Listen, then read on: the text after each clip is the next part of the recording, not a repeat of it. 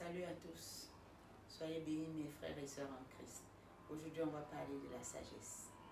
Et quand on parle de la sagesse, on va voir les trois types de sagesse qui existent.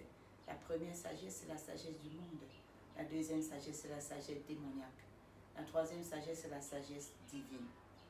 On va voir que celle du monde, c'est les anciens. On peut parler de la sagesse des anciens de nos villages, les anciens de nos familles. On parle aussi de ceux qui ont une grande connaissance, même de l'histoire, même de notre pays. C'est souvent aussi accompagné avec beaucoup de raisonnement. Donc attention à croire à ce type de sagesse. Comme on va le lire dans le livre de Romains chapitre 1, de 21 et 22. On va voir que la deuxième sagesse, c'est la sagesse démoniaque. Quand les gens connaissent aller en sorcellerie, quand les gens connaissent aller faire du mal avec beaucoup de sagesse et beaucoup de discrétion, ça c'est la sagesse démoniaque. Et on va voir la plus belle sagesse qui existe, la sagesse divine, comme on peut le lire dans le livre de Jacques chapitre 1 au verset 5. Et quand on parle de la sagesse divine, on va voir une référence dans la Bible. La première référence dans la Bible, c'est la vie de Salomon.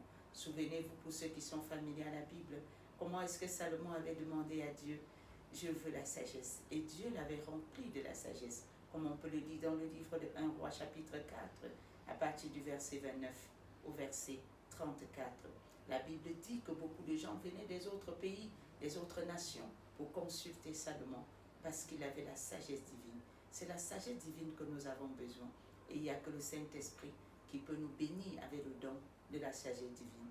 Et pour être rempli de la sagesse divine, on va voir quelques éléments qu'il nous faut.